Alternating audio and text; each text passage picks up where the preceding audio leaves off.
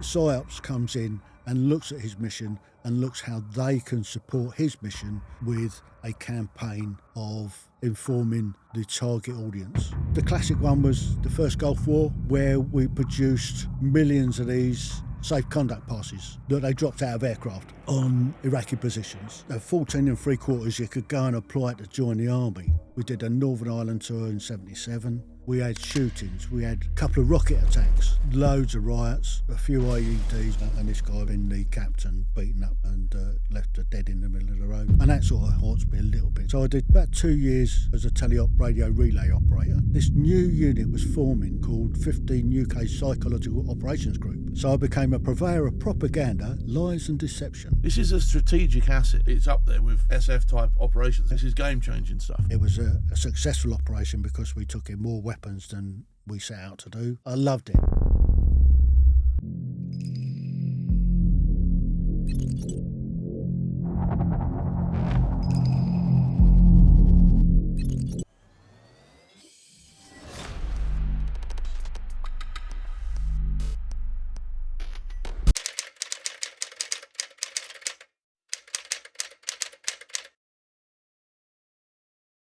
Welcome to the Debrief podcast, where this week I have Tim Heale, 44 years service, under the colour, as he calls it. How are you, buddy? You all right? I'm good, thanks, Phil. Thanks for having me. Yeah, no, thanks for coming. So I'm going to do what I do to all my guests. I'm going to crack into your childhood, and then we'll see where it takes us. Cool. Childhood. Right, yeah, where were you? Where were you as a child? I was lucky to survive childhood, actually. Yeah, go on. I was born and dragged up in Hatfield, but I was actually born at the back of de Havillands. Hatfield, that's up north, isn't it? No, Hertfordshire. Hertfordshire, there you go. That's up my China. There you go. Hertfordshire. That's So, posh, I mean, you've obviously heard of de Havillands. Yeah, of course. Used to make the Comet and all that. Well, during the, I was born just at the back end of it. What year was you born? 1958. 58. Yeah, so I'm sort of cracking on a bit. You are, yeah. I didn't like to say anything like that. But it was like two cottages and a farm, a place called Simon's Hyde. Okay. And we were there for a few months before we moved into Welham Green, and then we moved into Hatfield. Okay. And Hatfield at the time was a pretty rough place. It was the overspill from people moving out of London, East London, North London, and it was pretty rough. I've heard for it for some reason. I can't think why. That's why I thought it was something like... Did you have some politicians come from that way or something like that? Have you had... I don't know. Anyway, well, the only famous person I know from Hatfield's me. Right, so what was you like at school? Well, school, I'll tell you a little story about my school. I was in junior school, Yeah. and I got picked on by a bully. We had a bully in the class, and he came around and picking on me. I asked the old man what I should do about it. He said, son, the best thing to do as a bully is give him a good thump and expect an hiding. So anyway, next day, goes into school, he starts. All anybody saw was me thumping him flying back into the school pond. I gets dragged off by the ear to the headmaster's office, and I got 6 of the best. Yeah, you did, didn't you? Because I got caned in my day, so you must have got double caned in your day. Oh, Jesus. And that put me off schooling. Well, it's not everyone's game, is it? I didn't like school at all, hated it. But was your parents stable? Did you have a stable background, mum and dad? Not really. Okay. Parents broke up when I was about 9. Okay. We moved down to New Haven. Yeah. Or Peacehaven, actually, for a few months when my mum left my dad. And I went to school at Telscombe School. And down there I did the 11 plus. Okay. And I failed that miserably. And then I wanted to be a farmer. Up to the age of about 10, I really wanted to be a farmer. Okay. And following my uncle's footsteps and go to Haddam Hall. Okay, what kind of farm is that? Is that animals or...? Yeah, we grew up on, or my granddad worked on a pig farm. Oh, okay. So we used to go down there a lot, working with the pigs, and really enjoyed it. So after I failed the 11 plus, got the opportunity to go and have a look at Haddam Hall, at Much Haddam. It used to be an agricultural boarding school. Okay. So I took the entrance test for that and failed that miserably. My life changed then, so I thought I'll join the army instead. What? That's quite a swing fire from being pigs, army. Well, what was your thinking? What was your rationality? And how did you know about the army? well, Saturday morning pictures mainly. Oh, You okay. said I loved the old war films, particularly the escape films. Like, we had out the Wooden Horse, The Great Escape came out. Yeah. So we used to sort of see those sort of films. And I mean, really people liked, wouldn't know about the Saturday morning type stuff now, would they? It doesn't- Saturday morning pictures. Kids don't know they're born nowadays. No. Saturday morning pictures used to be a right giggle. Used to get £0.50 pocket money, and on the way, pick up with my mates. One of us would spend sort of 2 bob on a packet of fags, and going down the back alley smoking, thinking real big lads like. Get to the pictures. One of us would go in, pay his tanner, a sixpence, and go and open Then go and let the others in with the fire escape. Yeah. And he got 200 or 300 kids screaming. You can't really enjoy the film as much, but yeah, it was, Saturday morning pictures was a giggle. Yeah, great. So that was sort of like your inspiration then of joining the army. Yeah, but in the meantime, when I moved up to secondary school, I was too young to go and join the Army Cadets. Okay. So I ended up joining the Sea Cadets as a seaweed. Okay. Yeah, So I did about 18 months as a seaweed before I was old enough to go across to the Army Cadets. Okay. And I learned a love of sort of sailing and messing around with boats in the Sea Cadets. And then the Army Cadets kind of put me in a really good stead for joining the Army. I as you know, was an ambassador for the Army Cadets for quite some time, and it does nothing but good, to be honest, for me. Absolutely. Do you know what I mean? It's a great foundation. And if you are thinking about the forces later on in life, well, you know, what a great place to start. Absolutely. So when I joined the Army Cadets, been in there for a couple of years, at 14 3/4, you could go and apply to join the Army. So I did. So I went over to St Albans. 14 3/4. 14 3/4, yeah. So I went across to St Albans to do the entrance test. And funny thing, I failed that miserably too. You do all right on these tests, don't you? I do, yeah. I mean, pressure. It's pressure. And the recruiting sergeant, he says to me, son, if you can't learn to read and write proper, you ain't going to be able to get in the army. I suggest you go and have a word with yourself and come back after you've done a bit of learning. Oh, Christ. So that weekend I went home. I went to a real dark place, had a real strong talking to myself. Yeah. Went back into school on the Monday morning and I went to every single class. Half of the teachers thought I was a new student. I used to bunk off all the time. Who's this geezer? I know. So we used to go in the morning, get registered, and then piss off. Yeah, that was it. Yeah. So I started knuckling down, and for about 6 months, I really worked hard. I mean, I did all the homework. I really worked hard, and went back about 6 months later with a mate, and walked in the recruiting office. Recruiting sergeant said, "Oh, remember you? Have you done so much?" I said, "I have." So he sat us down in this room, gave us a test each. He said, "I've just got to pop out and do something quick. So get on with the test, lads." Anyway, filled it out. My mate was giving us some of the answers. And I managed to scrape through. And then we went down to, I think it was Cosham, which was the recruiting, pre-recruiting. So what year was this? This was in 73. Wow. So late 73. Yeah. And managed to scrape in and got a place as a junior soldier at a depot, the Queen's Division, Bassingbourne Barracks in Royston. Yeah. My son's just been up there. It's not that anymore, but as a Royal Anglian. Yeah, wow. So extremely proud of that, really, I would imagine. Yeah, I mean, I to tell you the truth, I did mug school off a bit after that. Mate, I mugged it off all my life. You know? But I got a place. Yeah. And from there, on the 5th of August 1974, I turns up at the depot of the Queen's Division and started the training.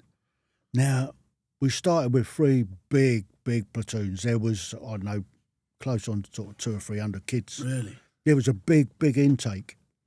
And, when we finally passed out, there was 25 of us left in our platoon. Really? So that's quite high attrition, isn't it? It was high attrition. I don't think it's that as bad as that now, because obviously they try and filter out most of it before it gets there, don't they? Do you know what I mean? They nurture you a little bit more nowadays. Yeah. But yeah.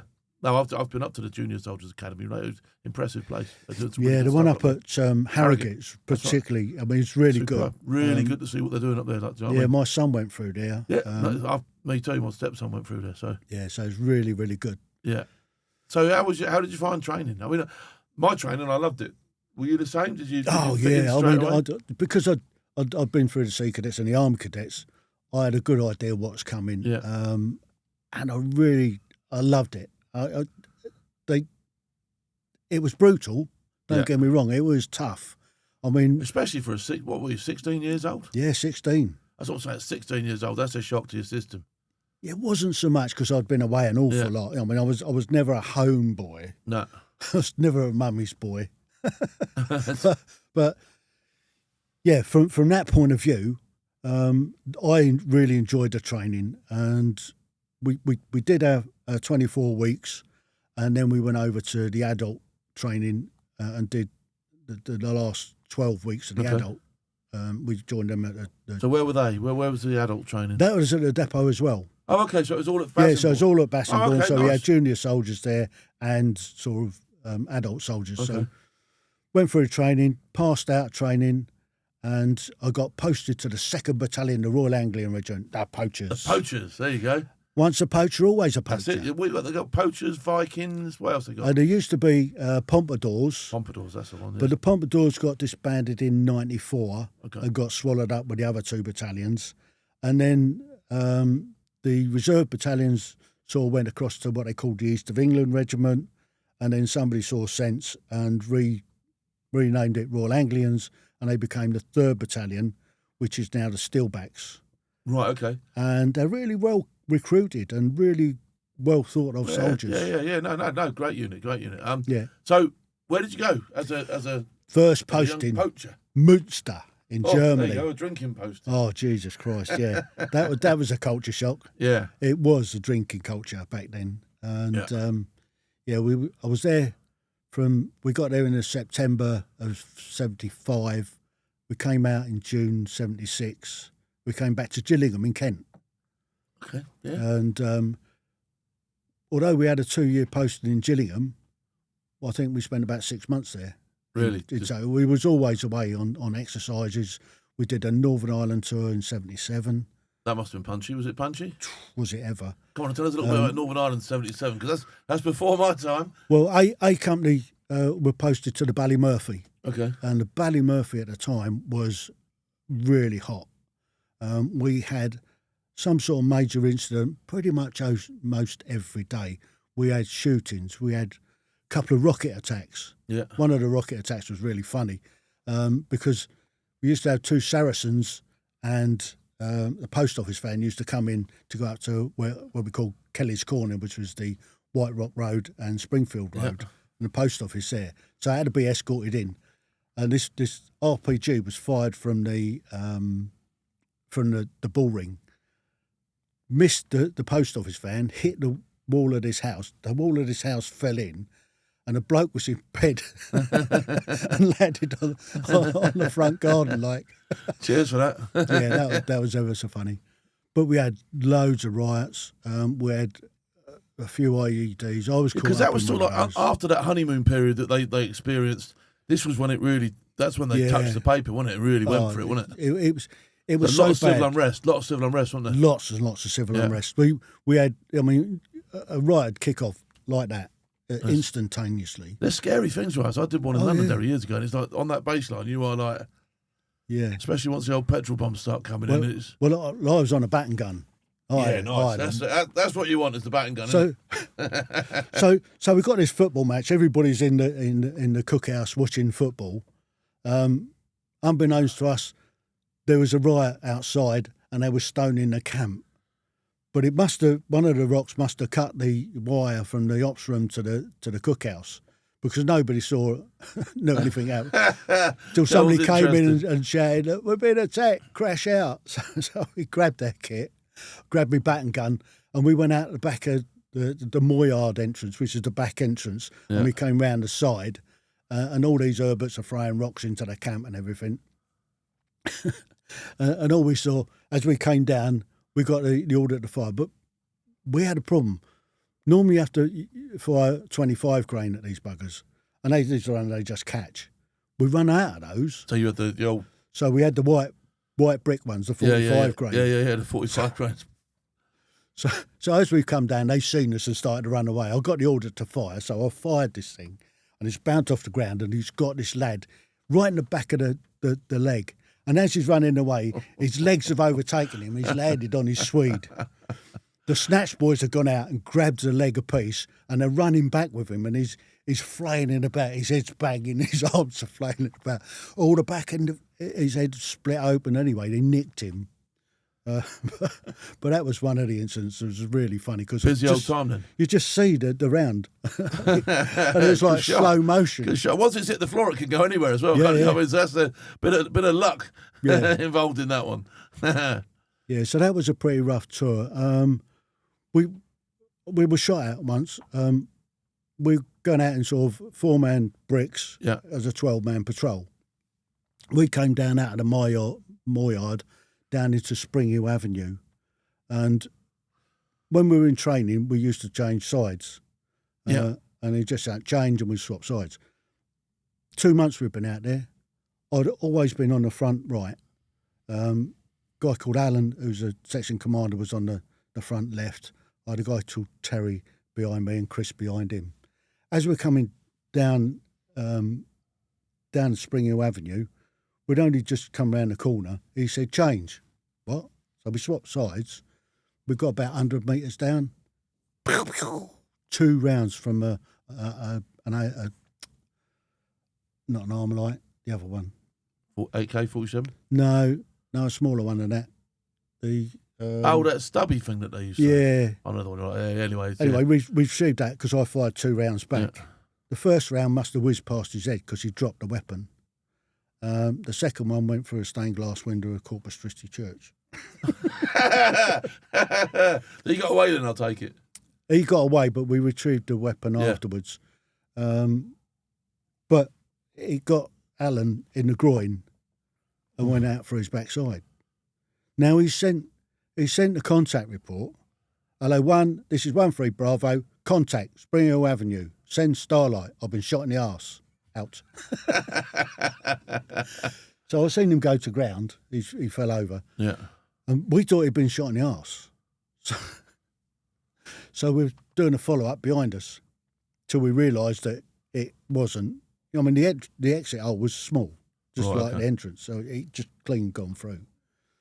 But we did the rest of the team came in, ambulance came in, he went off, and we carried on with the cordon and everything. Put a cordon up, no doubt. Sat on it for many an hour. We did. I used to hate cordons. They were just horrendous, weren't they?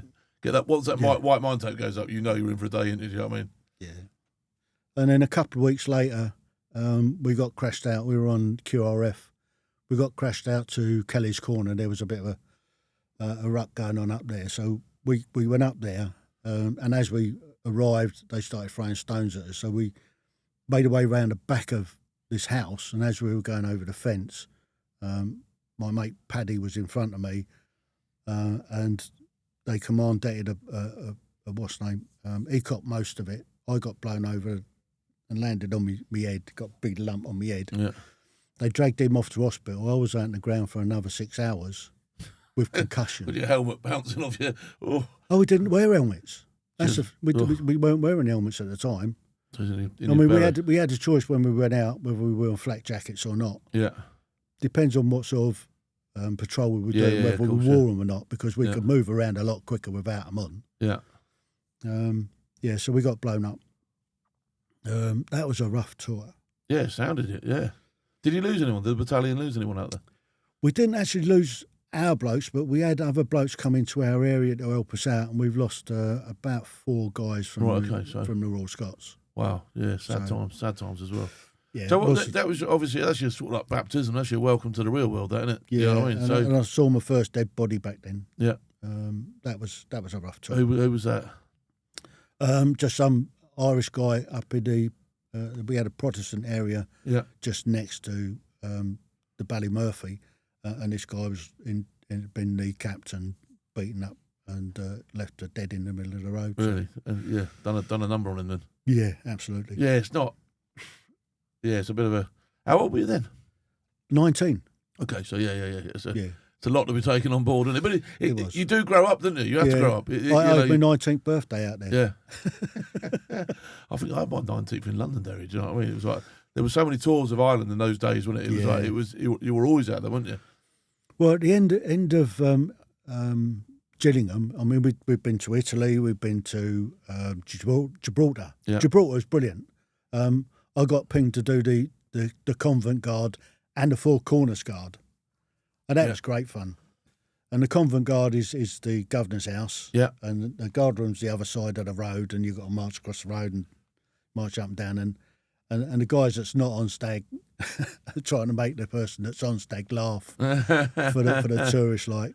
And then the Four Corners Guard, because that time the border was closed with Spain. Okay. So that was a cracking tour. Yeah, but that was fun. It's a good night out over there as well, isn't it? Well, when we flew in, we flew in on a Herc, and we come from a cold UK, and we're all wearing sort of long johns and woolly pulleys and all the rest of it. And as we sort of landed and the back doors of the Herc opened up, you could see this haze. Yeah. And it came to we had to march off, and by the time we got across to the the terminal, half of the boats were sort of collapsing. Yeah, it was so funny. So, what was your sort of like? What was your rank at this stage? What rank? I was Buckshee Private. Okay. Yeah, I was. How long was you a Tom for? I didn't pick up until I got to Berlin. Okay. So how long have you been in then? Well, we went after Gillingham. We went to Berlin. That was in '78. Oh, okay. So 78 to 80, we were in Berlin. What a fantastic post! Did you do the old looking after the prison and all that sort of stuff, wasn't it? Yeah, did Spandau, did flag tours across into East Berlin. They were great fun. You had to wear number 2 dress. That's right, but you could go and have a few scoops, couldn't you? Yeah. Cheap as well, chips. we used to go over in the evening for that. Yeah. But on the flag tours, we had a big Opel Imperial limousine, and we used to go through Checkpoint Charlie. And as you get into East Berlin, you pick up a tail, whether it's East German or Russian, and they'd follow you around all day until you came back out again. And there's a few places you had to visit. Yeah. So that was good fun. The British military train was probably one of the best duties that you had in Berlin.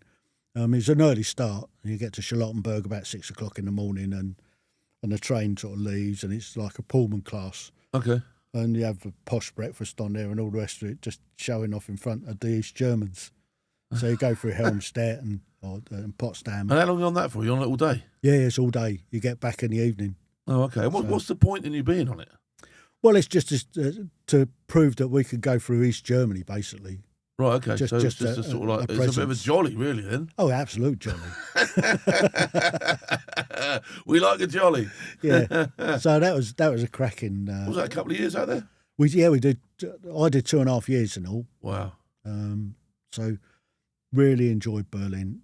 Berlin back then was awesome. Was the best posting ever.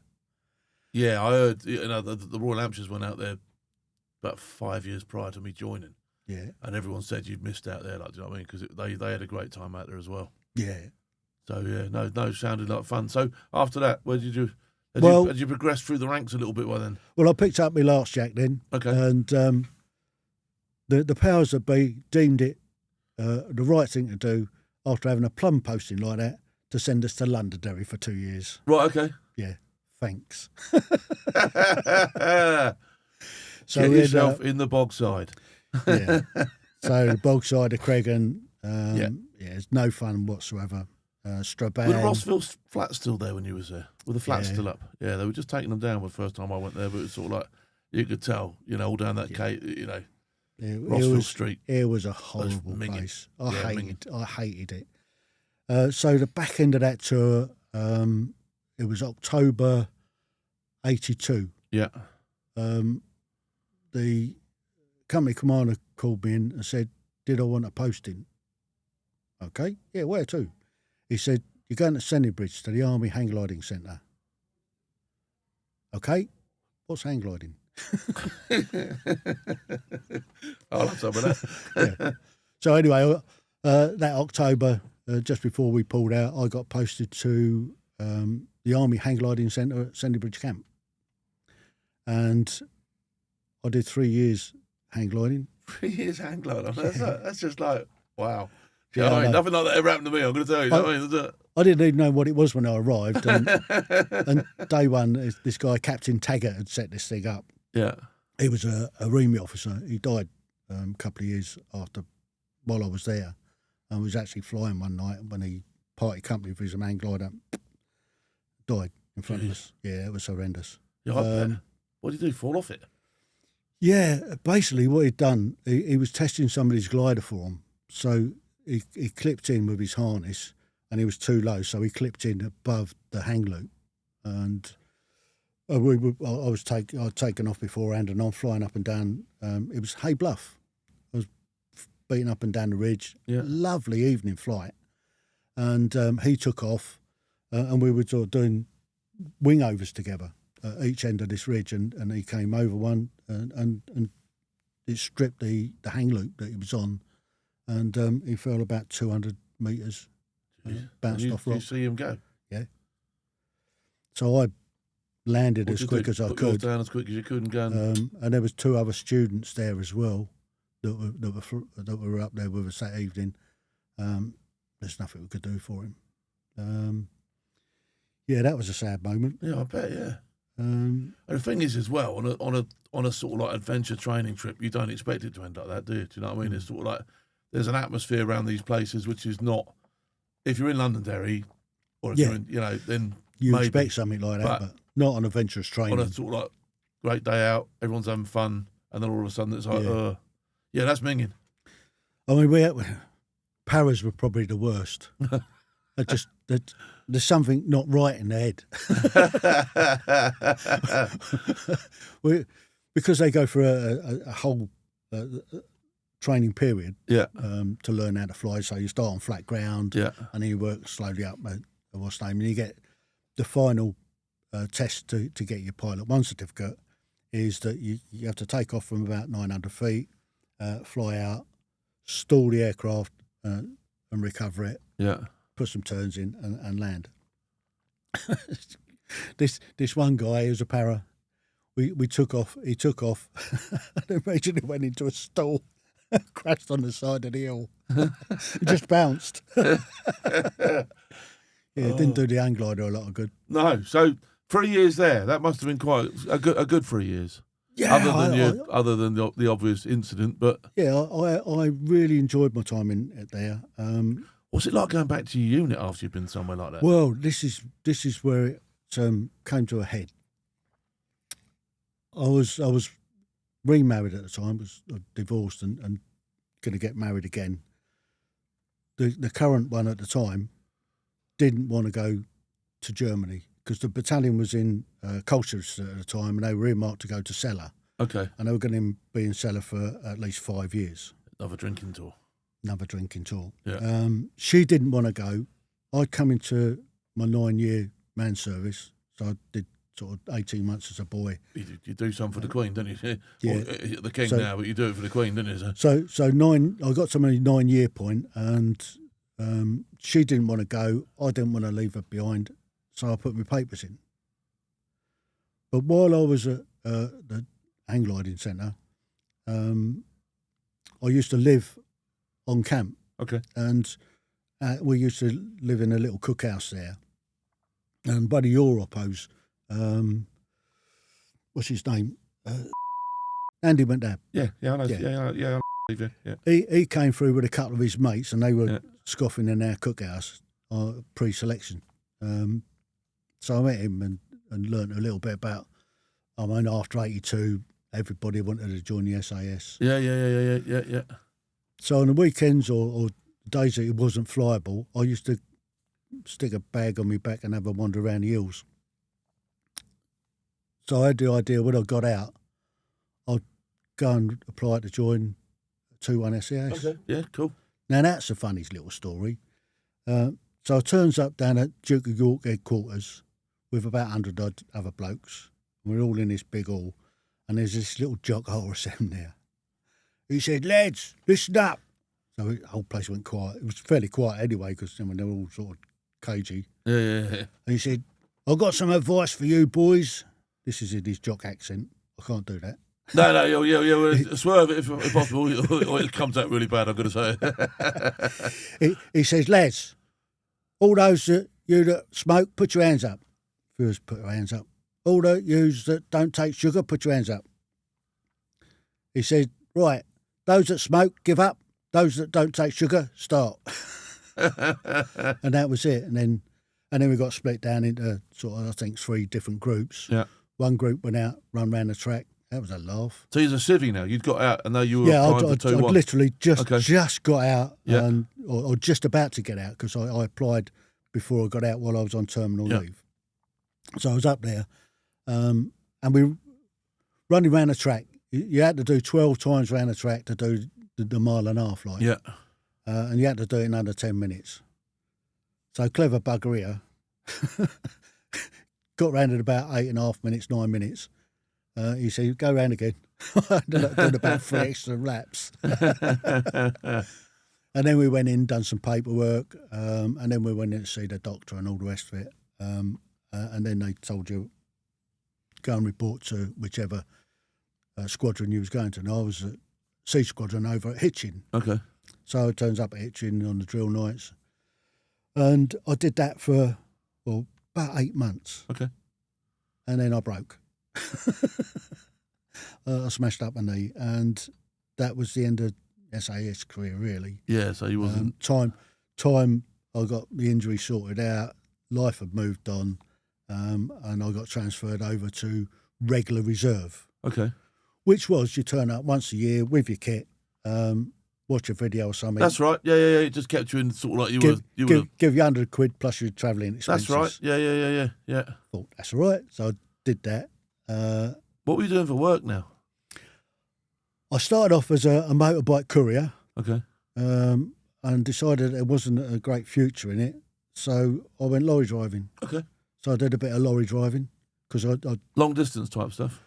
I ended up doing continental work. Yeah, nice. You know, I'd always fancied that. That would have been my route if I hadn't gone, obviously, the route I did. That would have been, I think I'd have headed for that, because that's... Well, I got on... cab, don't you? Set it out how you like, disappear, nobody telling you what to do all day. That's Make it. your timelines, dump your gear off, pick some more Well, up. it was good back then because mobile phones hadn't been invented. That's right. Yeah. You got a big old so, wad of dough, didn't you? In your big old purse on a chain in your pocket. That's the... You've seen them, haven't you? With your clogs. With your clogs on. That's right, yeah. Well, I worked for a company called Stringer Transport out of Amptill. Right, okay. And he put us into Samson Transport, which is a Danish company. And I did a lot of Sweden. I did a lot of Europe, a lot of Portugal, Spain, a little bit of Italy. So I did a lot of work for them over about 3-4 years. And then I made the error of going to work for a Norwegian. I got a job working out of Moss in Norway. Okay. And on a line truck. And the line trucks go from Oslo, and we were doing Paris. And there was about 4 different companies that we worked for. It was Danzas, Calbersons, Schenker. So we were working with wagon and drags. So we'd load up in Oslo, catch the ferry across into Denmark, drive almost non-stop down to Paris, stick the truck on one bay and the hanger on the other bay, stick your papers in, get your head down for 11 hours or 10 hours, they come and knock you up, hook up, drive all the way back again. And if you got it right, you was on $1,000 a week for a trip, or $1,000 a trip. Yeah, that's all right, isn't it? If you worked it right, you could get 2 trips in a week, sort of $2,000 a week. This is back in 1990. Yeah, that's proper dough, isn't it? That's good. That was really good wedge, money back isn't it? then. But I was drinking about 3 litres of filter coffee and smoking about 60 to 80 fags a day. I bet. Yeah. Just to keep us alive, like, just to keep us going. And I came back in I think it was June for a break, and I never went back. No. And I gave up smoking. I was ill. So Yeah. Scratch that. But all the while I was still on regular reserve, so I used to turn up. Yeah, obviously. When did you decide you were going to come back into the fold? Because did you join up again? I did, yeah. So you failed Civvy Street, basically. Yeah, I struggle with civics. I really, really struggled. You won't be the only one who ever says that in this room, I'm going to tell you. With the civic work mentality. Johnny's cringing over there because he's a civvy through and through, but yeah. He struggles with me as much as I struggle with him. So I've been on this regular reserve for about 3 years, and they sent us a letter. Did I want to sign on for another 4? I thought, turn up once a year, get £100 just for nothing, really. Yeah. So I said, yeah, sent that back. Then they sent me mobilisation papers. Yeah. Yeah, report to the Depot of the Queen's Division for 2 weeks star training. I thought, yeah, that'll be all right. Turn up at the depot in a naffy every night with a few jars. Nothing like it. We turned up, there was like a mobilisation package. They took all our civvies off us, upscaled our kit, stuck us on the back of 4-tonners, off to Stanford. Wow. 2 weeks converting to the new respirators, the new SA-80. SA-80 you'd have had, yeah, all the... And all the latest techniques that they were using back then. So 2 weeks there, we didn't get a chance to have much of a drink at all. Devastated. Anyway, so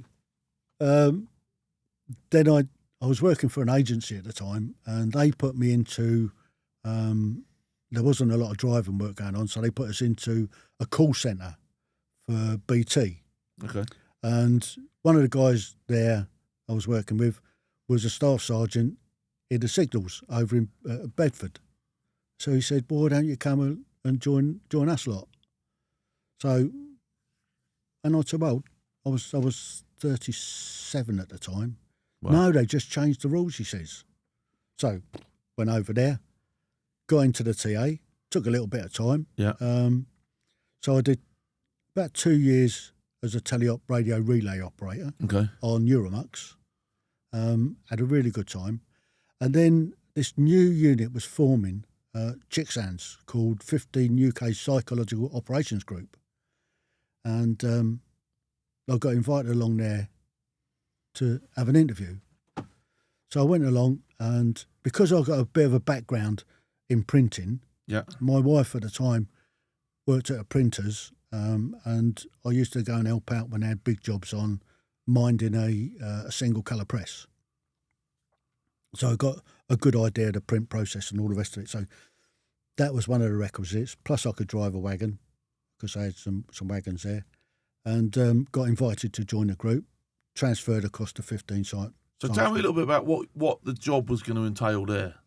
Well, initially I was employed as a driver on the print section. Okay. So printing what? What was being printed? Well, leaflets mainly. So when I joined, you have to. Everybody that joins the unit goes on the course, which is the military psychological operations course. Tell me a little bit about that, because it's a world I know nothing of. So you're sort of like you're teaching me today. So I became about it. So I became a purveyor of propaganda, lies, and deception. It's a bit of me, that I'm going to tell you.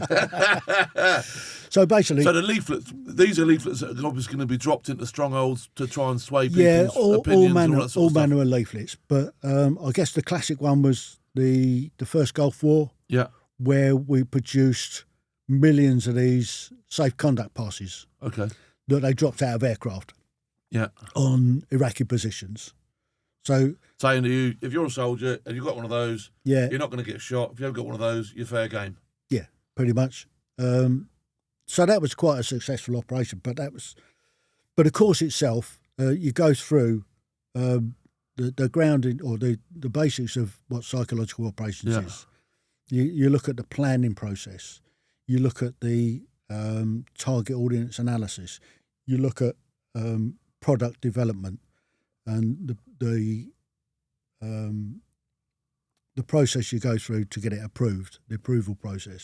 So basically, would you sit round at the table and say, right, we've got this going on in Iraq, we need to get in here, we need to do that? Would you have a sort of like an aim given to you? Yeah. Or would you sort of like identify that aim and then work out the... Well, what you get is the commander's mission. So whatever mission you're going on, whatever operation you're on, you'll have the commander's mission, and he will have a mission that he needs to achieve. Yeah. And PSYOPS comes in and looks at his mission and looks how they can support his mission with a campaign of informing the target audience.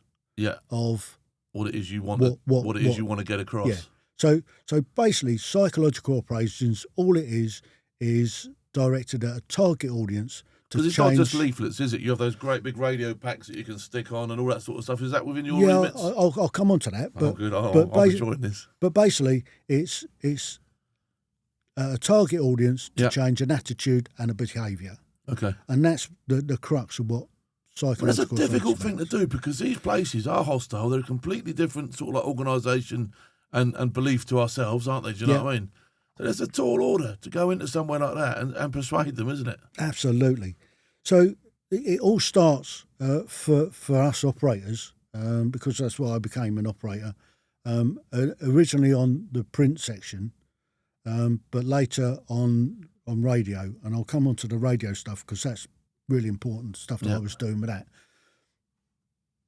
But when I first got recruited, the squadron leader at the time asked me if I would be prepared to deploy out if the need arose. Yeah, no problem at all, I said.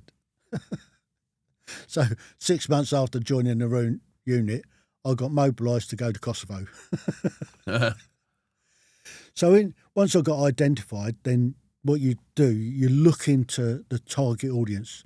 You look at the country study, you look at everything you can find out about the target audience that you're trying to influence, that you need to change an attitude or a behaviour in. Now, the main target audience initially was the ethnic Albanians in Kosovo. And then when I finally got there, our mission had changed to the Serb population in Kosovo that were being targeted by the ethnic Albanians. So most of my job when I got there was directed at the ethnic Albanians. And while we were there was the PSYOPS or support element, and then there was media ops, and they were two separates. Yeah. The media ops had a secure fit FFR Land Rover with some secret radio kit in there and a sat phone and mobile phones. And what they used to do is they used to get the journalists, and they would be the liaison between the journalists and the commander on the ground to give them an update on what incident's going on. So you've got the propaganda, which is what that fairly is, going back to the UK, which is eyes looking in on our side, but you're also trying to put propaganda the other way. Well, no, I mean, the journalists were out there for whatever was going on, and we had all sorts come out there from like Kate Adey and who's the other one? Liam Fox? No. Robert Fox. Robert Fox, yeah. And a few others from the papers, Christian Jennings from the Telegraph. So the media ops officers would have a media ops driver on this secure fit Land Rover, and they go out to whatever incident was going on with the liaison. Their driver got compassionate and got flown out. They didn't have anybody else that could drive that secure fit Land Rover, and I got dicked for it. So on top of the work I was doing with PSYOPS, then I used to have to get crashed out with the media ops officer to go and meet the journalist. And what rank are you now? I was a corporal then. Okay, right. Cool. So full screw by then. So I'm crashed out, and some of them got to know what I did and the PSYOPS side of it, and some of them sort of freaked out, and some of them, like Christian Jennings, that got it totally. Yeah. One of the worst things I went out to was a couple of the mass graves. And that, it was unpleasant stuff, wasn't it? They were doing some hideous stuff out there, weren't they? I mean, that not that well publicised back home, to be honest. People don't realise the extent of the damage and the carnage that was being seen over there. So I had to bear witness at some of these mass graves, and it wasn't nice. And that sort of haunts me a little bit to this day. Yeah. So that was that tour, and I ended up doing a second tour. I backed onto I did Agricola 2 and Agricola 3, and then I came out in the October when the Marines came in on Agricola 4. The following year, 2001, I was up on JMC, which is the Joint Maritime Course in Faslane. Yeah. I thought it was just a support operation. We would, when we got there, we found out what it was. It was a massive, massive exercise, and they got sort of 2 carrier groups, an American one and Illustrious, coming up either side of the country and all converging on the Hebrides. And we were working in the first week. We were in the Maritime Ops Centre, and I was co-located with the SF cell. And the second week, we were going to go out and work off of HMS Illustrious. So we only had a team of 3 of us on this.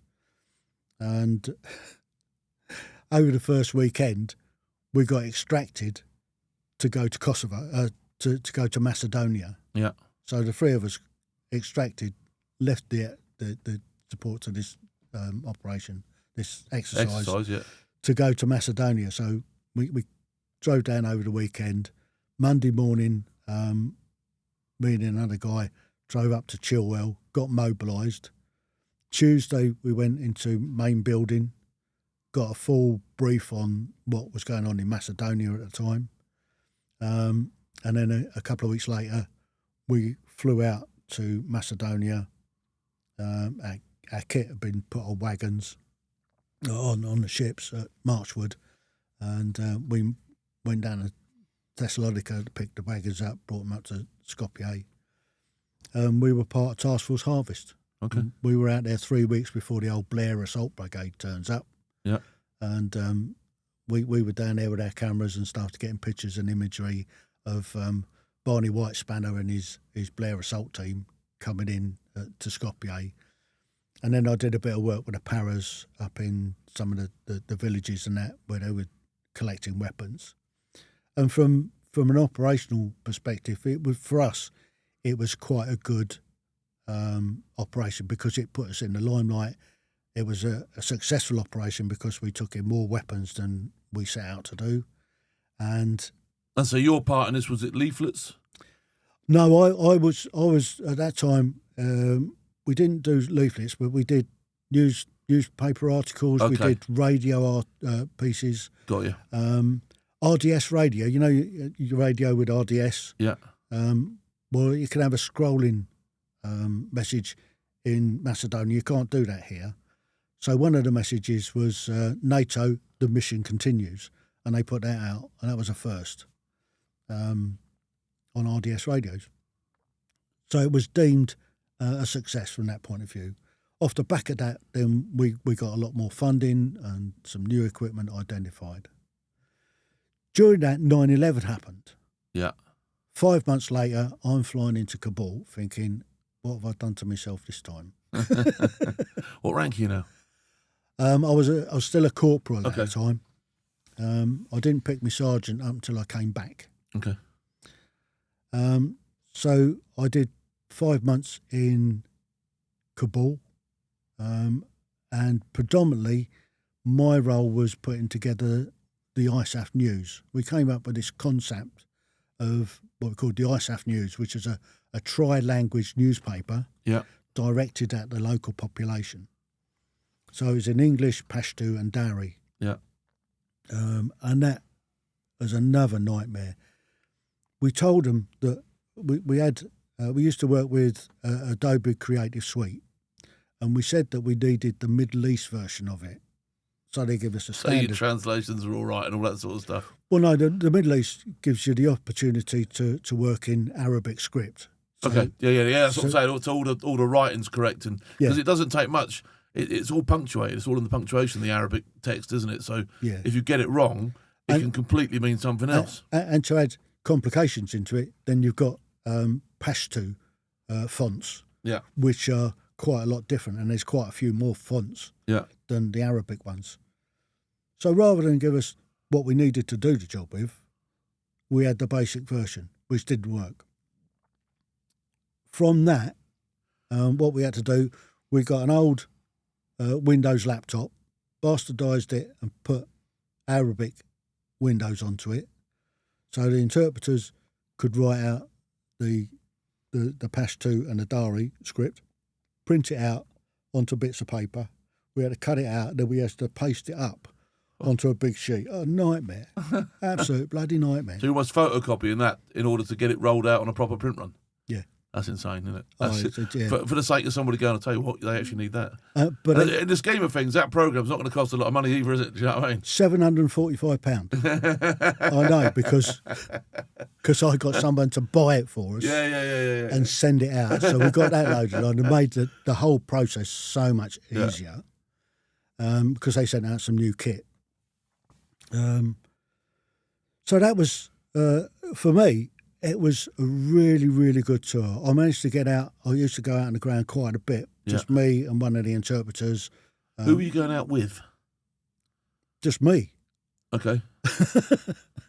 Just me on the ground with an interpreter, only in the local area. Civvies type?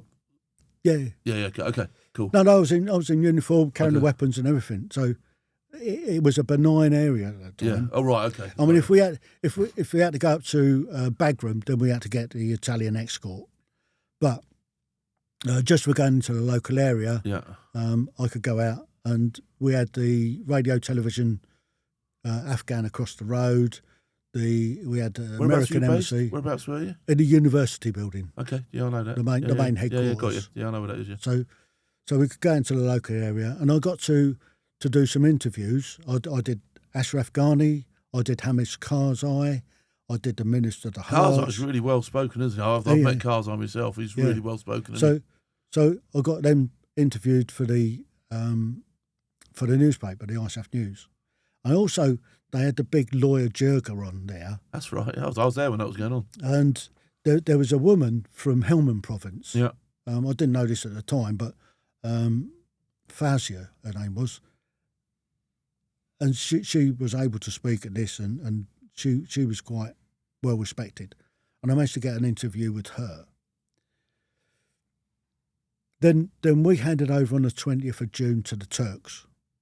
And the Turks took over from us. They got all brand new kit and everything like that. And we left a load of our stuff there for them to use. That was quite fun. The Germans down at Warehouse Camp, they had a small PSYOPS unit there. Invited the other PSYOPS units in Kabul down for a barbecue on this Sunday before we flew out, and invited the Turks. The Turks went fairly hungry, actually. Fortunately, there was some salad. Germans aren't culturally... No, it would have been pig, and more pig, wouldn't it? Yeah, it was funny, but the Turks did take it in good spirit. Yeah, cool. So we came out on the 20th of June, and I went back onto the group after getting demobbed, and I was there pretty much all the time on man training days. Then I got mobilised then to go to Iraq. Okay. So I did an Iraq tour in 2003. Similar sort of thing? Newspapers or? Yeah, no, I had a different role. We had a campaign project where we had to come up with a campaign to enhance the perception of the Iraqi police service in the eyes of the locals. Okay, yeah. Yeah. Couldn't hide into nowhere with that one. I bet, yeah. To that end, we had to go out and visit lots of police stations, lots of police chiefs, and get a feeling for how they felt and all the rest of it. So working in the red zone predominantly? We were down in, we were actually based out of the APOD. Okay. We used to go into Basra, but I used to go up to Asamwa, where we had a little campaign going with the Dutch up there because the Japanese came in. The Japanese, first time they sent the Japanese military outside of Japan since the Second World War. Incredible. So I had a friend of mine working with the Japanese, and they couldn't even drive their vans because they were having their vehicles were being put on low loaders and taken around the country. It was insane, wasn't it? Incredible to see the Japanese out there. But we helped the Dutch come up with a campaign to let the locals know what the Japanese were doing there. It was a Japanese engineering unit that were there specifically to, I think it was rebuild a hotel, a hospital and a school. Yeah, there was no combat role for the Japanese, no combat was there? role. They didn't even have weapons, but they were escorted everywhere with the Dutch. Yeah. Also did a lot of work with and to get to Asamoah, we it was like a 7-hour drive from Basra up to Asamoah, and halfway up was Nasiriyah, where the Italians were. Yeah. So we always used to work it where we'd go up to the Dutch, do the work there, come back to the Italians, spend the night with the Italians. Yeah, you get a decent scoff, innit? Decent scoff. I know what you're doing, mate. Yeah, and a drop of wine. Yeah. So and spend the next day doing some work with the Italians. Probably spend another night there before going back to Basra. Yeah. The only really dodgy time I had out there was we flew into Alamara. Okay. And I was out on patrol in Al Kabir. That's the village or the little town that the 6th military police were killed. Yeah. That was a horrible feeling. You just sensed it. It was horrible. It was going to go wrong up there. And was that before or after that incident? That was after. Okay. Yeah. So we were in that village, and we feared for our lives in that. Yeah. And that was the one and only time I went up there. 3/4 of the way through that tour, 4 months into the tour, my wife at the time was diagnosed with cancer. So Friday afternoon, I get a call to go and see the Padre, which I thought was bloody odd. So I went to see the Padre. He broke the news to me. 24 hours later, I'm at home. Worst weekend of my entire life. Monday morning, we went to the Wooden Spoon unit at Stoke Mandeville, and she started her treatment. Chemo type stuff, yeah? Chemo, yeah. Yeah. Anyway, cut a long story short, she got clear of it, and they said if you're clear for 2 years, you'll be okay. Year and 11 months later, came back far more aggressively, and she didn't make it. So that was on the 10th of November 2006. Well, that's hard. That was really tough. Yeah. What made it even tougher, the year before, on the 11th of November 2005, my best mate took his life. Oof. And, yeah, that shook me to the core. I bet, yeah. No. So, moving on then, 4 years later, I got together with my best mate's wife. We'd known each other for, 25, 30 years. And we've been married now for just coming up to 14 years. Wow. So, they were best mates, her and my wife and me and my mate. So, yeah, and we're having a pretty good life. Good. No, I'm genuinely happy because it's been something that's been born out of an absolute tragedy, isn't it? Really. Oh, so, Christ, yeah. I mean, that was a real miserable time. Yeah. Then in 2006, 2007, I went back to Afghanistan. Okay. On my second tour to Helmand, and my main role was radio. And what we were doing, we were producing radio stuff for local radio stations. There was a couple of local radio stations in Lashkar that we used to give them discs to play our messages on. And they were quite happy with that, were they? That's sort of like... Well, we were paying them. There you go, yeah. So, money talks. Can you tell me what you were paying, how much you were paying them? I don't know. It wasn't my department. Right, okay. But they were paying them. It was Benjamin Franklin. It was $100 bills. $100 bills to play our music or our messages. Yeah. Didn't particularly work that well. But we came up with this concept of the Afghan archers. So it's a bit like the archers. That just cracks me. Yeah, so, just because I can see the hut that they live in, like, do you know what I mean? so we'll come up with this concept of the Afghan archers. We put a few scripts together, and it's quite funny. Just going back to Kabul again. Yeah. Some of the scripts that we were putting together found it didn't translate particularly well for the newspaper. So what we did, we got the interpreters to write it and then transfer it back into English. Yeah.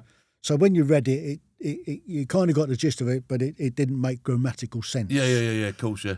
But in Pashto and Dari, it did. It was perfect, yeah. So the first time we put the script up to the approval process, I got a phone call saying, go and see the political officer and the legal officer, there's a problem. So I went to see them, and they said, what's this? This doesn't make any sense. I said, explain exactly what's going on. Right, you need to go and see the commander. The commander at the time was General John McCall. I served under him in the poachers. Right, okay. What rank was he then when you served under him? He was a colonel. Oh, there you go. Yeah. So anyway, cut a long story short, explained it to him, no problem at all, signed it all off. Anything that's just news, just go ahead with. Anything that's influence, just run it past us. That was great. Anyway, same thinking in Helmand, in Lashkar. I had one of the Terps that was actually a script writer. So I got him to write the scripts, transfer it into English, same problem. Went to see the commander, sorted out, no issues whatsoever. What was the basic script for this Archers then? Well, we had different storylines. So we had different guys going into the market. Man buys goat. Talking about one of the incidents was that there was a bomb blast. Okay. In one of the markets, and it was talking about who was responsible for it, and so the Archers would be sort of like pro the forces. Yeah, absolutely. The good guys. Look at that. Yeah, absolutely. It was all about. I want to get an episode. Have you still got an episode? I have somewhere. We'll have to get you in again. And but it's in Pashto. It doesn't matter. We'll transfer it the other way, and we'll read an episode of the Archers in Afghan. That's hilarious. Yeah. That's comedy gold for me. So, just down the road from the Campion Lashkar was the Women's Centre, and one of our female interpreters, she was the Navy girl, was working down there and said that the women down there would like to put an episode together. Turns out that this woman, Fawzia, that I interviewed in Kabul in 2002, was working at the Women's Centre. So we met up again and had a really good chat. They came up with a whole episode, in fact 2 episodes, and they brought a sewing machine in and all sorts. I mean, the little operation to get them into this room where we were doing recording was quite funny. But they came in and I managed to disguise their voices once we recorded it. Yeah. First one took 4 hours. Wow. Just sat around talking, and then when we hit the go button, did the whole script in 10 minutes. Boom. Didn't need any editing as such, only to disguise the voices slightly. I can imagine it was quite good fun. Oh, fantastic fun. It's just one of those things. What did you call it? What was it called? Obviously it wasn't called the Archers. What was it called? It was called the Afghan Archers. Is that what it was? We called it the Afghan Archers. Genius. Did it work? Did the campaign work? It did, yeah. It produced some good results. We got some feedback from it. Okay.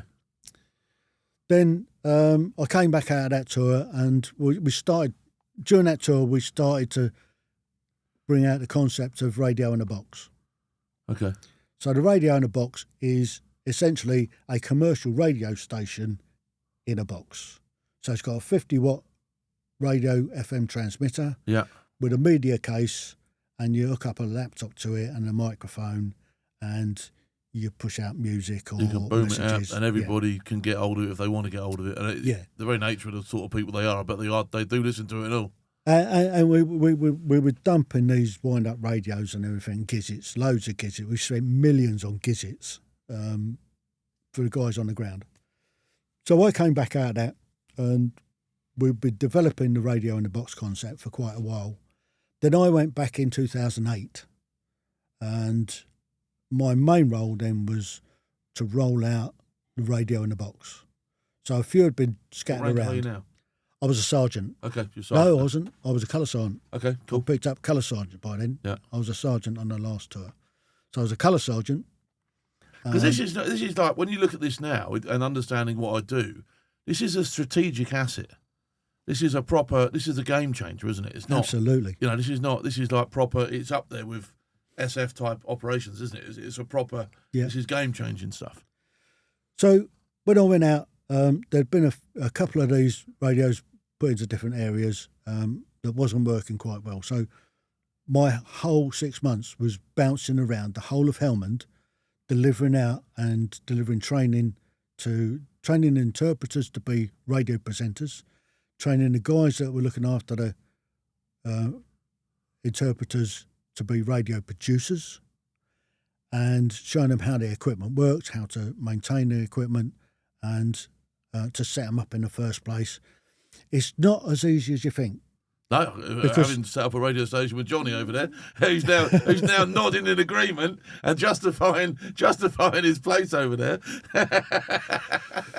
So you've got a coax, you've got to feed up onto the roof. Then you've got the antenna to put together, and depending on what frequency you're using, you have to set the antenna to the right length, else you don't get a very good signal. That's well above my pay grade, that I'm telling you now. Do you know what I mean? That's like I anything propagation wise, antennas and that, forget about it. Yeah, that ain't me. Because of the dust situation there as well. I mean, they need regular taking apart, blowing out, and putting back together, and make sure you don't cock it up. So that was what I was doing. So I had some major successes. The first major success I had, I installed one down in Garmacia in the south of the area. Now, the guys had been pushing out, there was Royal Welsh in there at the time, they had pushed out about 10 k's south of the district centre in Garmacia. So I went there, installed this radio, got it tuned in and everything. Been working with a couple of interpreters to be presenters and the guys that were running them for about a week to get them sorted. We were going to do a test one afternoon before going live the following day, just to make sure it worked. So I had a few guys out with these wind-up radios and a couple of guys down at the patrol bases further south. We'd only been on the air for half an hour before we switched it off. A little while later, two guys approached the camp holding up bits of paper. There was a little bit of concern over that. Turns out that these two guys had heard the radio broadcast and wanted a tune playing for them and their mates. Doing requests at the camp. You couldn't make this stuff up. So the following morning, the guys went live at 6 o'clock in the morning, and they went 6 till 9, and then we were going to do an afternoon show from 3 till 6. Hey, there's scope there to sell some merchandise, you know that.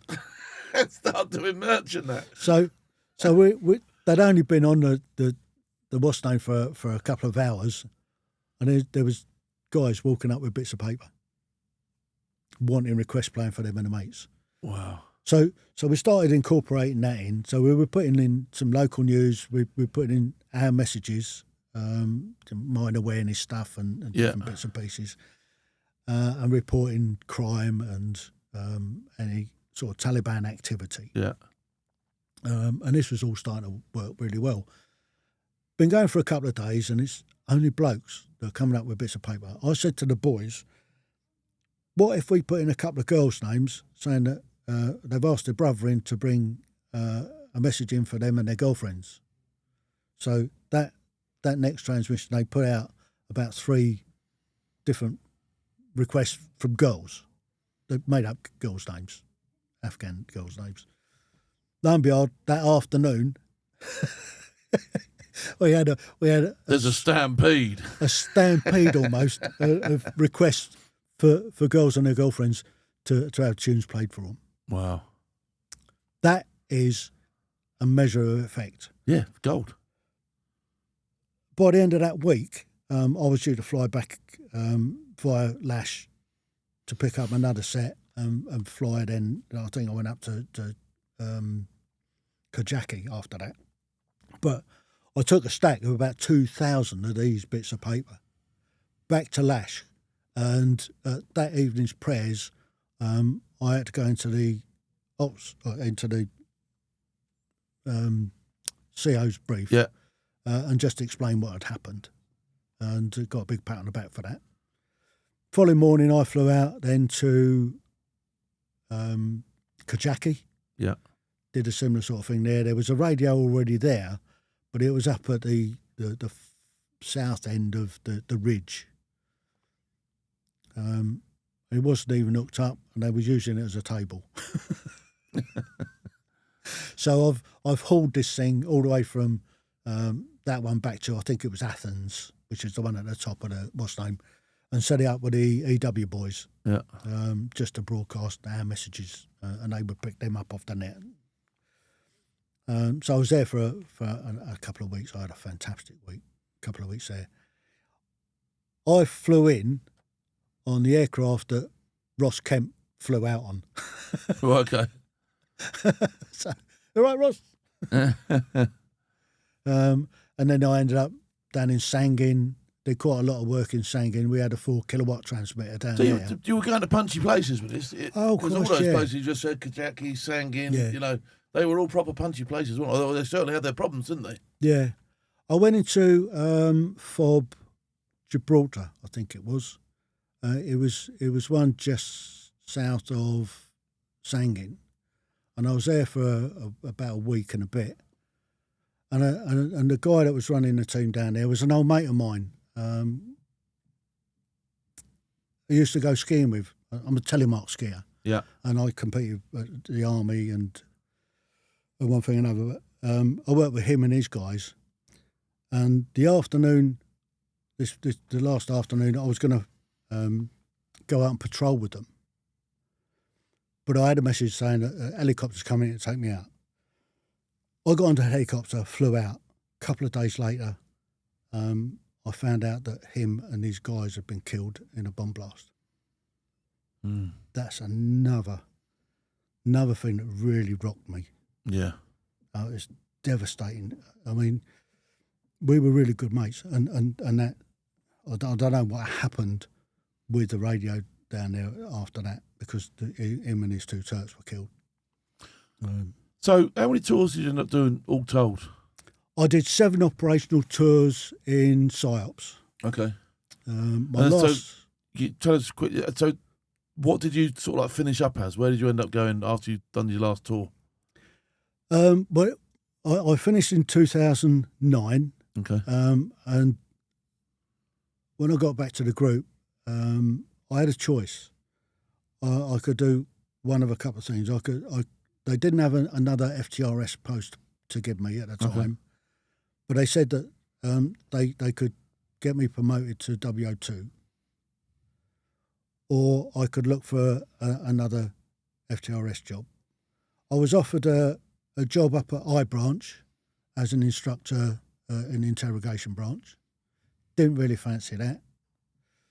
I was offered another job of being a counter-terrorist briefer, and that meant travelling all the time around the country to different units, briefing on counter-terrorism. Yeah.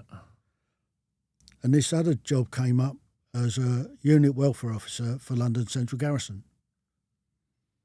That sounds interesting. So I went down and had an interview, and I was originally pinged to be the welfare officer for F Company Scots Guards. Yeah. When I started on the 1st of September 2009, I actually got posted to Woolwich and with Nijmegen Company Grenadier Guards. Day 2 in the job, the Sergeant Major says, day 1, just sort myself out. Day 2 of the job, boys are going out for a run up Shooters Hill in the morning. Did I want to go with them? Thought, I mean, I'm 53 at the time. I'm thinking, I'm going to be struggling against these young lads. Total opposite. We're only half mile in, and I'm already sort of tracking the laggers behind forward. And starts gobbing off, and I'm gobbing off all the way up to Shooters Hill. We got them to the top of Shooters Hill, and I said, lads, look, you're infantry soldiers. If you can't keep up with a 53-year-old, you need to take a long hard look at yourself. So what cap badge were you wearing then? Oh, Royal Anglian. Oh, okay. Oh, yeah, I'd rebadged. That's another little story. I went on the deck commander's course at Blandford. Yeah. Because when I transferred across, I was still signals cap badged. At the end of the course, the end of course wash up, there was a female WO2 taking the debrief, and she said, "Why am I there? I'm not in a signals unit. I'm taking up a place for a signals person." I took real umbrage at that. Went back to the group. One of my bosses was a Royal Anglian. I said, "Look, I was born a Royal Anglian. I want to go back." He said, "I'll have a word with regimental headquarters." Regimental headquarters was the colonel, the secretary, the Royal Anglian Regiment, was one of my old bosses. He said, "No problem at all." Rebadged a couple of weeks later, back to Royal Anglian. Okay. You can stuff the signals. Yeah, absolutely. Yeah, absolutely. Yeah. That's no attitude to take at all. No, of course not. So when did you actually finish in the military? I finished on the 4th of April 2018, Okay. having spent 8 years as a unit welfare officer in London Central Garrison. Okay. I'm gonna force us into your retirement now. Not your retirement from the army, your retirement, but what do you do now? Well, off the back of some of the stuff I was doing in as a welfare officer, we got into lockdown, and I started a podcast. Okay. And I did 24 half-an-hour episodes of my life. So if there's any listeners out there suffering from insomnia, they can have a listen to that and put them straight to sleep. Then I did a couple of extra episodes of in-depth stuff that I'd done. Yeah. And I thought, what do I do next? Why don't I do other people's lives? So I started telling other people's, or getting other people to tell their life history. Okay. What's your podcast called? It's you can find it on the Tim Heale podcast or Ordinary People's Extraordinary Stories. Okay. And there's 300 odd on there at the moment. There's a basic format to that. I ask people when and where they were born. I ask them to describe what it was like where they grew up, the schools they went to, the education they got. Then we pull that to bits, and then we look at their work life history, and then we look where they are nowadays. The idea is to leave a legacy for future generations so they can look back at this time in history to see what ordinary people did with their lives. Yeah. Then I have a live show. I do a live show every Thursday, or most Thursdays. If I'm not doing a live one, it's a pre-recorded one. It's called Everyday Conversations Regarding Mental Health. And I get people on to talk about different aspects of mental health. And there isn't a subject we won't cover. Okay. We've looked at death, suicide, abuse, drug addiction, alcohol. All sorts of stuff we'll talk about. We've talked about the menopause and how it affects the males. Yeah. Because the female menopause just doesn't affect women. Trust me, I've been through it a couple of times. Yeah. I know where you're coming from with that. Yeah. And we looked at it from the female perspective as well, what they go through. So it's it's a really good show.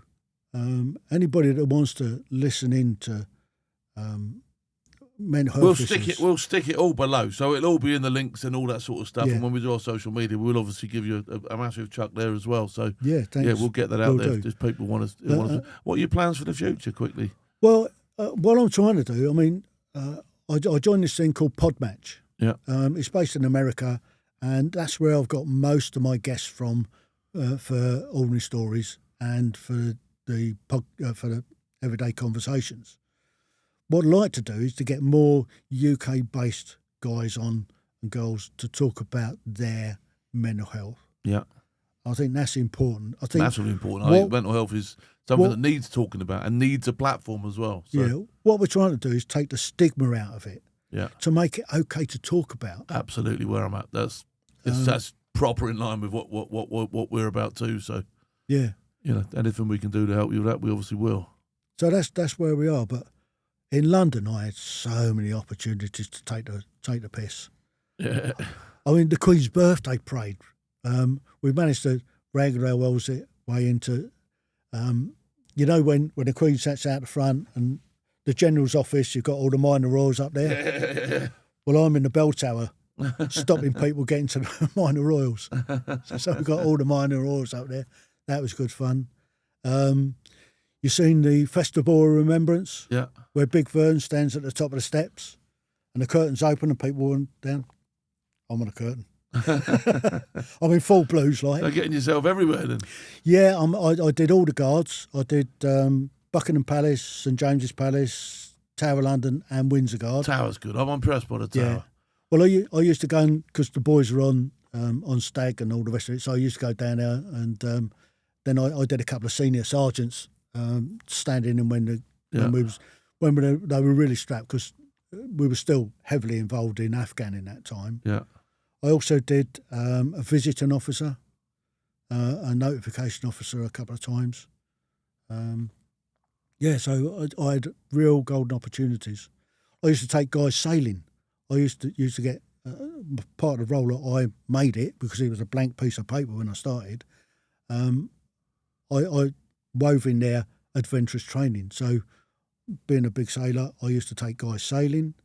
Being a big skier, I used to get guys to the British Telemark Championships, run by the Army.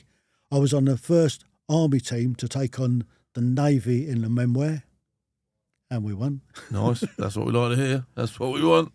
And I was 2 seconds off being picked to go on the Army team for the tri-services. Wow. You've done a little bit there. Yeah. Superb. Listen, I'm going to have to draw us to an end because we are well and truly. It's probably the longest one I've done, isn't it, Johnny? Do you know it's probably the longest podcast I've done? One can only apologise. No, you don't need to apologise. But what I think we need to do at some stage is have you back, and we'll do the Archers because I really want this. If you can dig a script out, I want to do the Archers on here and just talk through it a little bit more because I think that's really cool. Yeah. Look, I hope you'll become a friend of the show. If we can help you promote your stuff, of course we will. Stay in touch with the team. Stay in touch with me. It's been a pleasure having you. I thoroughly enjoyed it. Good to see you, bud. All right. Nice one.